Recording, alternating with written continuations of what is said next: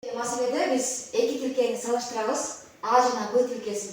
Азыр биз бул сүрөттөлүшкө көңүл бурабыз. Бул учурда бизге мына бурчубуз белгилүү болгон. Ал дагы 2 х плюс 30 градус болгон дагы. Ал эми бул жагы 9 х минус 15 градус.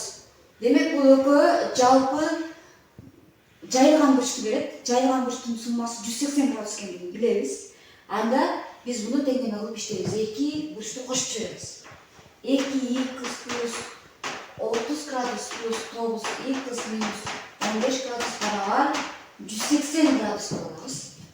Эми бизге белгисиз болгон 2 х менен 9 х'ти кошуп жиберсек 11 х плюс 30 градус минус 15 градус.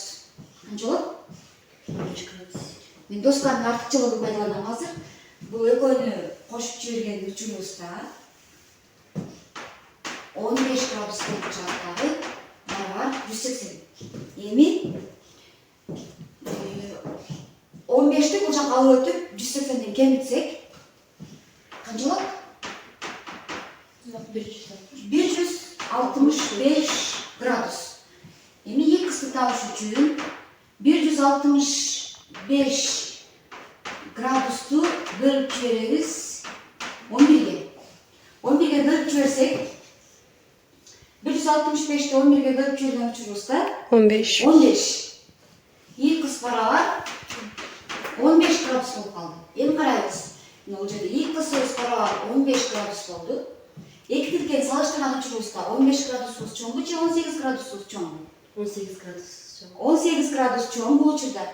Emin biz bu test parağına değiştiririz dağı uçurda. Cevap parağından B variantı belirleyiz. Bu variantı tandayız. Экинчи көнүгүгө көңүл бурабыз.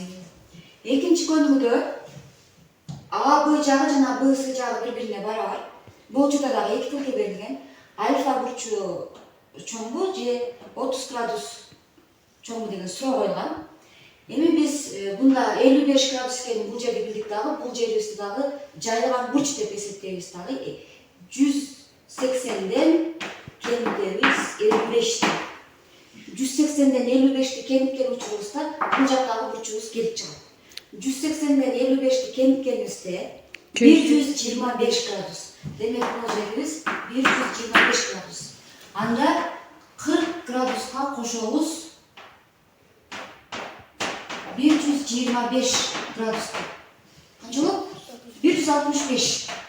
165 градус болот. Үч бурчтуктардын ички бурчтарынын суммасы 180 градуска барар экендигин билебиз. Анда биз бул альфаны табыш үчүн дагы деле 180 градустан кемитебиз 165 градус. 15 градус. Эми альфабыз 15 градуска барар экен, салыштырабыз.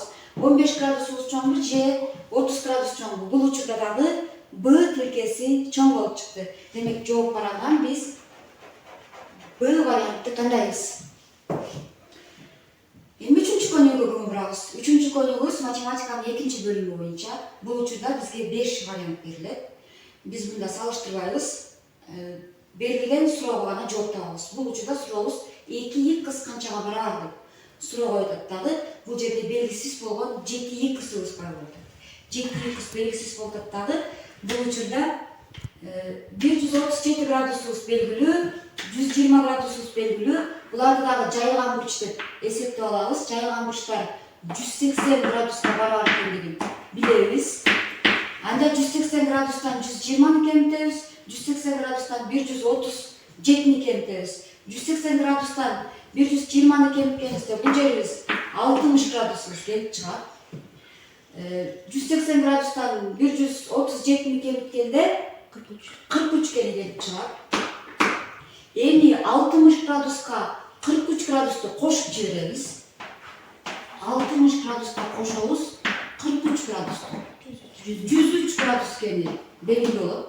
Эми ушул тапкан 103 градусубузду 180ден кемитип жиберебиз. 180 градустан кемитебиз 103'тү.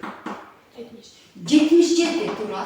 77. Демек мына жерибиз бардыгы 77 градус экен. А бирок x'ти табыш үчүн 77'ни бөлүп жиберебиз 7ге. 11 барабар 11 экенин билсек, анда бул жерге 11 деп коюп алабыз. Ошондо биз 2-ни 11-ге көбөйткөн учурубузда 2-ни 11-ге көбөйткөн учурубузда барабар 22. Демек жообу бизде 22 градус Б вариантта турат. Мына жерде жооп турат. Жооп барагынан дагы бул учурда дагы Б'ни тандайбыз.